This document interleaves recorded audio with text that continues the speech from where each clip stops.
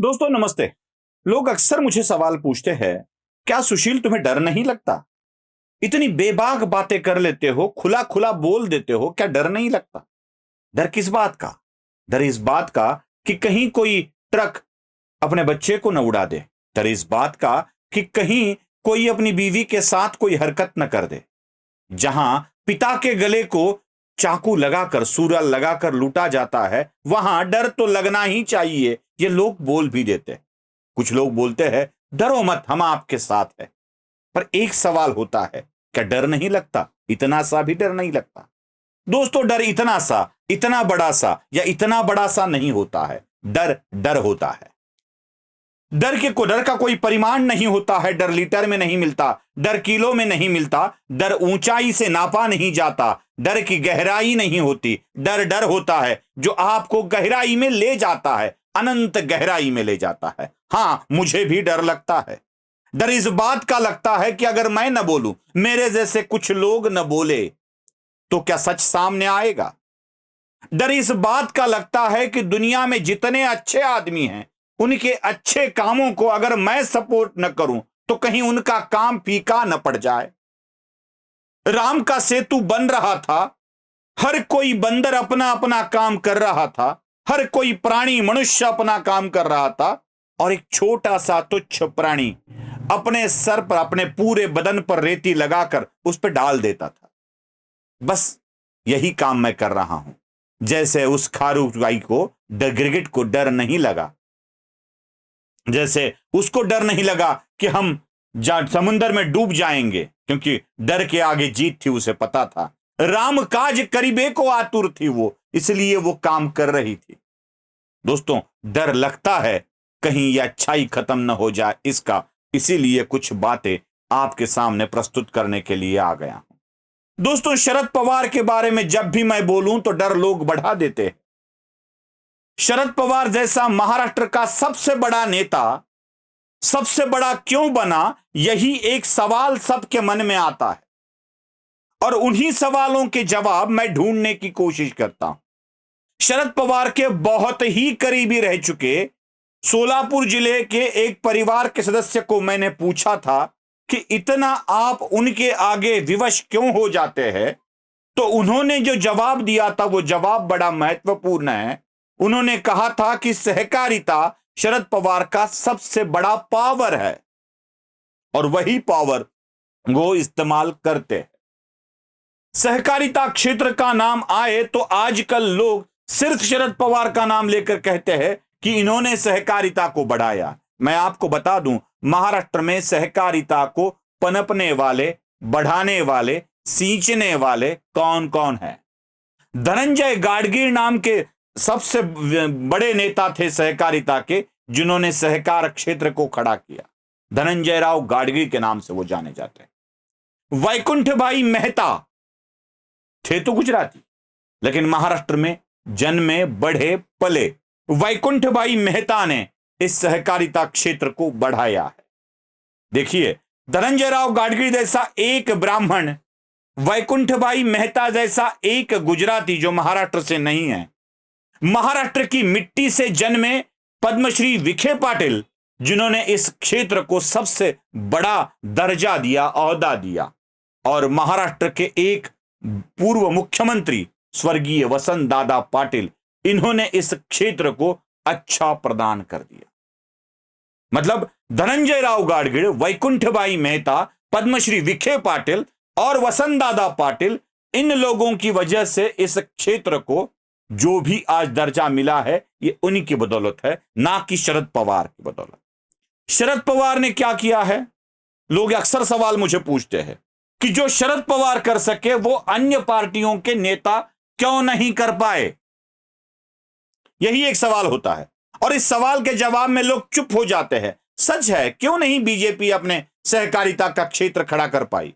क्यों नहीं शिवसेना अपने सहकारिता का क्षेत्र खड़ा कर पाई? क्यों कांग्रेस और राष्ट्रवादी कांग्रेस एनसीपी के ही नेता सहकारिता में सबसे बड़े हो चुके हैं? जवाब बहुत आसान है दोस्तों।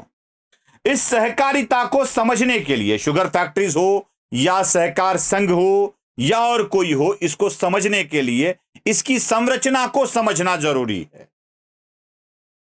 पूरे महाराष्ट्र के सहकारिता क्षेत्र को, खास करके शुगर फैक्ट्री और जो वित्त सहायता प्रदान करते हैं, इन क्षेत्रों को समझने के लिए हमें इनको जान लेना जरूरी है।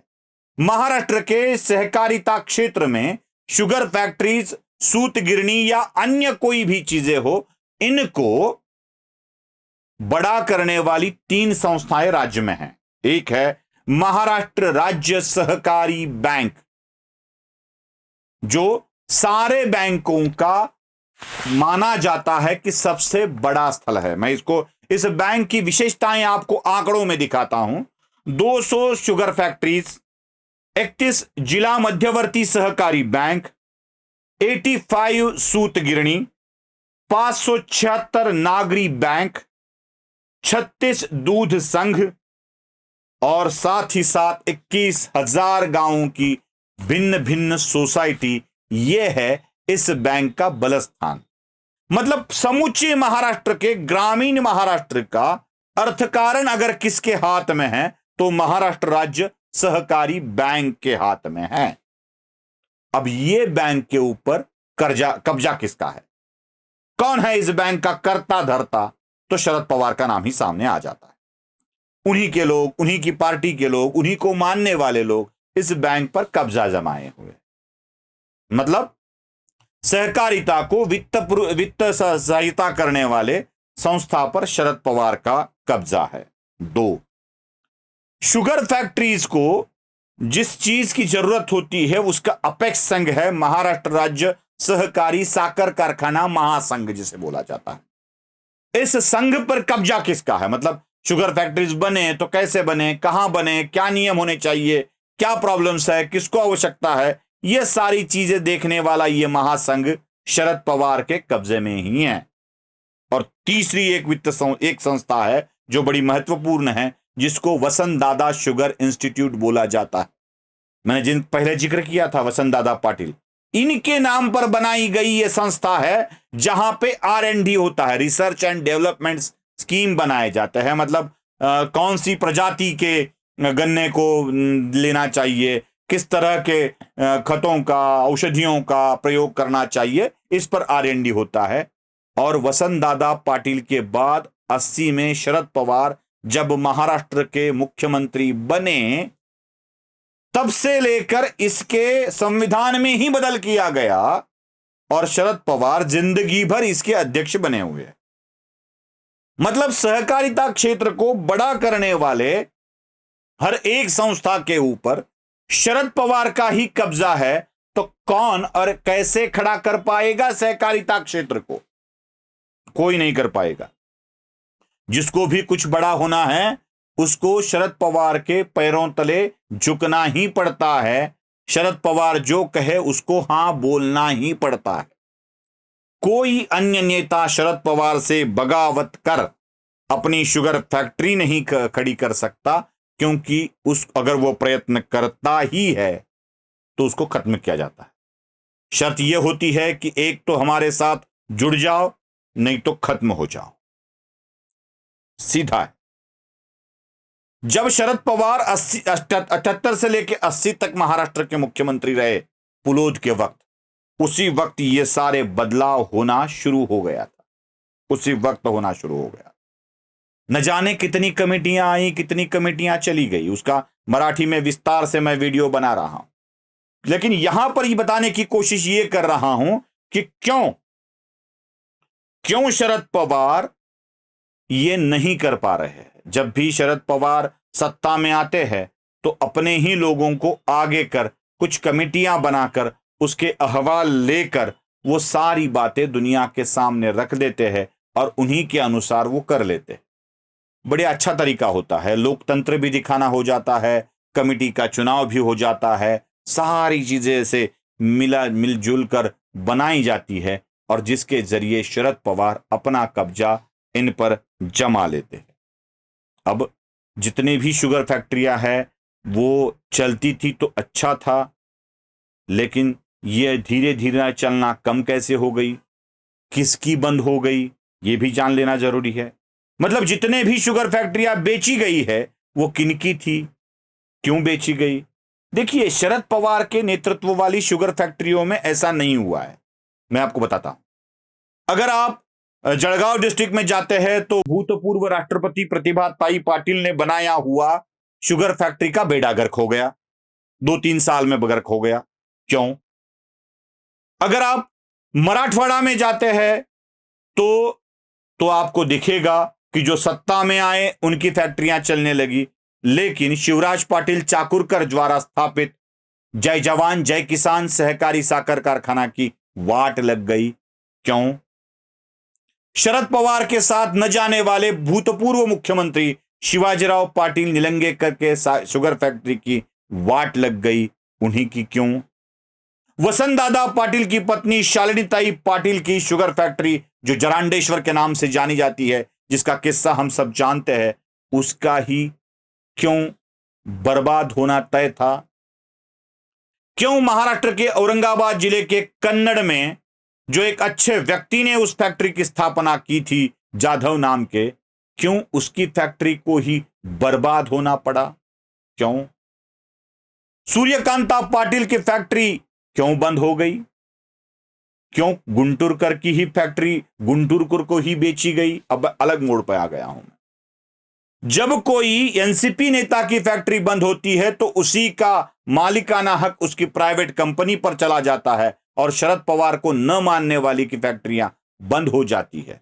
आपको पता चलेगा कि इसको वित्तीय संस्था करने वाली, R&D का बैकअप देने वाली या अन्य कोई बैकअप देने वाली कोई भी संस्था इन बेचारों के पास नहीं होती है, शरद पवार के पास होती है। इनको कैसे चलना है या चलाना है तय करने वाले महाराष्ट्र के शरद पवार और उनका गुट ही है, और ये सारे शुगर फैक्ट्रियां बंद हो जाती है। इसी का महत्वपूर्ण कारण यह है कि अन्य कोई भी पार्टी का नेता जो शरद पवार से जुड़ा हुआ नहीं है, उनकी शुगर फैक्ट्रियां खत्म हो जाती है। तो कौन धाड़स करेगा भाई? एक गोपीनाथ मुंडे ने किया था, उनकी भी शुगर फैक्ट्रियां उनके बाद अब बहुत बुरे हालात में चल रही। और जो भाजपा के नेता शरद पवार के साथ रहे, उनकी शुगर फैक्ट्रियां बहुत अच्छी चल रही है। उसका तो विस्तार से बता रहा हूं मैं। भारतीय जनता पार्टी के 2 नेताओं के 3 शुगर फैक्ट्रियों के बारे में बहुत विस्तार से बता रहा हूं मैं। मराठी में बताऊंगा और हिंदी में भी बताऊंगा। तीनों शुगर फैक्ट्रियों के बारे में मुझे बताना कोई आपत्ति नहीं होगी। उसके उदाहरण भी मैं आपके सामने प्रस्तुत कर देता हूं, मेरे पास है। और जो कुछ भी बोल रहा हूं ये अभ्यासकों के कागज के अनुसार ही बोल रहा हूं, मेरा कुछ भी नहीं है।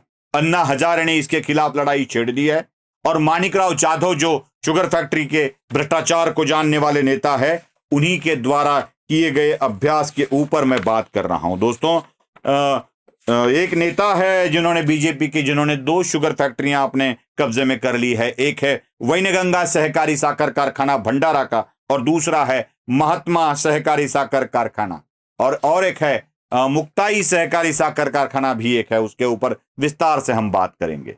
जो शरद पवार से जुड़े उनकी अच्छी चली, जो शरद पवार के साथ पंगा लिए उनकी वाट लग गई। यही वाट लगाने वाले शरद पवार शुगर फैक्ट्री के दम पर ही और इन 3 संस्थाओं के दम पर ही महाराष्ट्र के सहकारिता क्षेत्र पर अपना कब्जा जमाए हुए है, और इसी के कारण बहुत दोहन हो चुका है महाराष्ट्र की आम जनता का। उसी दोहन के बारे में भी बहुत सारा खुलासा करने वाला हूं। ये वीडियो पसंद आए और आपको आगे के देखना है तो इस चैनल को सब्सक्राइब जरूर कीजिएगा। धन्यवाद।